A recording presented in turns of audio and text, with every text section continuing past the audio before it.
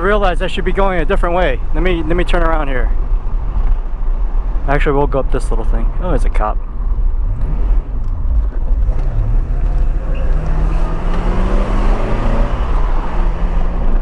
I can't redline it until it kind of gets warmed up. Yeah, gotta get the oil in. It's got this passive rear steering called Y-Sack rear steering. It's the coolest thing, dude. It like just brings the back around. It's as it squats, as it gets loaded and squats, it actually turns, I believe, the rear wheels to like this way. So if I'm going that way, it turns it that way, so it just brings it around. It's the coolest thing. Really? Yeah. And so I read about it before getting it, and I was like, what, you know, it's probably gimmicky or whatever like that. And then when I'm driving it and it's only under certain load, or like, you know, like a tight turn that you really feel it, and I'm like, whoa, that is, someone described it as like, you think it's gonna oversteer, but then it doesn't. It just kind of rotates in.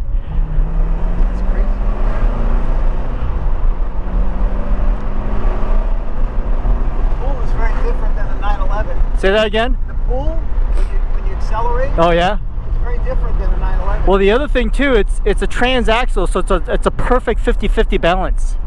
Whereas the 911 is rear bias, right? Totally. Yeah. And that's so they say that if this gets away from you, it's very predictable, it's controllable afterwards if it gets away. Whereas the 911, it tends to kind of whiplash you back, you know, like it oversteers, right? Yeah. It feels very well balanced. It's a whole different feel. Yeah, there's all these things I need to do. So after I get like the engine squared away and all this other stuff, timing belt, I'm gonna start looking at the suspension to make sure it's dialed in. I know right now, like the right side is literally a 1/4 of an inch higher than the left side, and that kind of bothers me. I can tell, like I can visually see that. Really? Yeah, I measured it one day. I was like, what the, it just looked odd to me. Like when I parked the car one way and then the other way, like the space in the, you know, between the tire and the wheel well, the top of the wheel well, you could just see it. I could see it, and I measured it one day. I was like, this can't be right. Just a little bit more, buddy. So I'm just laughing at you. anyways, With the helmet on. right, this is what I do. This is what I do for people. Alright, we're warmed up. Here we go. Oh man, it grips pretty well. Yeah, dude, I'm telling you, man. So I mentioned this in a video. Like, you don't have to go like, oh, this is a 1985 car. What was cars like back then? And it's exciting back then. It's exciting now when you drive it, dude. I'm telling you, it is like, it's thoroughly enjoyable now in today's standards. Dude, it feels. Everything's mechanical, everything's analog, right? There's like, it's so much fun to drive compared to, this is not gonna be much of a drive. I'm gonna head back, but anyways, it's so much fun to drive. Like, You can just feel it. yeah, dude, it's awesome, man. The balance, I'm very impressed with already. And then there's a lot of history with the car, like how it was developed. It's the first Porsche that was designed by Porsche with a blank whatever canvas. Every other car prior to that, and I think every car since then, is based off of something else, right? Some other vehicle that they had in their, yeah, you know what I'm saying? This is the only car that they're like, you know what, let's start from a clean slate. What is it, what do we want? And this is what they literally did. You know, there's no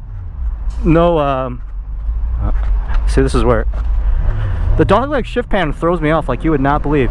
So this is where they just literally, you know, started with a clean slate. They said, what do we want in a vehicle? And yeah, so there's a lot of history that's kind of interesting about it. Yeah, so look at this. So this I'm used to, because the BMW had that. Oh, really? Yeah. And so It reverses up in the front. give me a reason why. I know race cars have this, okay, but it's an homage to that, right? There's no benefit to this shift pattern. That I know of. All right. I think it's just, it was the way it was, and they just fucking kept it. So to me, it's cool. It's cool that it's different. But then at the same token, I'm always misshifted, and I'm always like, what gear am I in? Like right there, I wanted to drop it into first, but I think there's like a safety measure that it didn't want me to do it, so I had to like re-engage the clutch, right? Yeah, you have to hit it over. Like mine, you had to slap. Yeah, same here. Yeah, and so like and then sometimes I'm afraid, like I'll be putting it, thinking that I want to put it into second gear. Ooh, I felt that. I swear I just blow it. Like fuck it.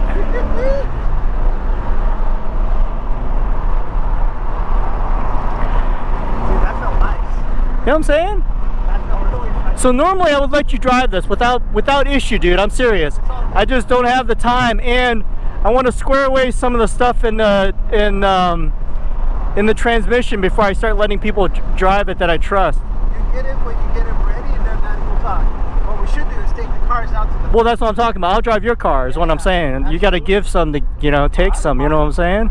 I fucking play nice in the sandbox. That PDK is fucking fast, I'll tell you that. I do. I'm telling you, that car, even though you're like, oh, I wish yeah, you wish I had, but I shit you not, it's going to be just as valuable as any other manual car. Those 911s are going like nuts. Oh, it's a 997.2, so it's like they put that direct fuel injection in there, and so no bearing issues. Yeah. So if you're talking to your wife about getting rid of it, she's telling me talk to me.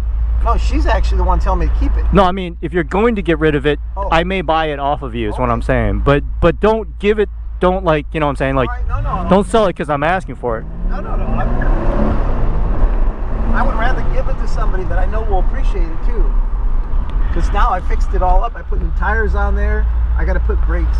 Dude, I got a ladder hit my fucking windshield. Yeah, you told me that. Yeah, last time you were, you told me that. I've been driving it lately. I got to get the windshield fixed now. That felt nice when you. That's what I'm saying, man. And I'm not even. I don't think I've. Balance in my car. I didn't maximize the fueling on this car. Like that's the other thing I got to work on. After I do the timing belt, I'm gonna work on that because. What did you call that timing belt again? I've never heard that term. Oh no, it's just a timing belt. Not the timing belt, but the other. Interference motor. Interference. Yeah, yeah. And what's interesting, some of these vehicles, depending on the year, it's non-interference. So it's cool if you get one of those, but I don't think the European version, this particular engine, has a non-interference with this kind of horsepower. I don't think. Dude, this got a lot of fucking horsepower. Yeah, it's pretty cool, right? I remember the other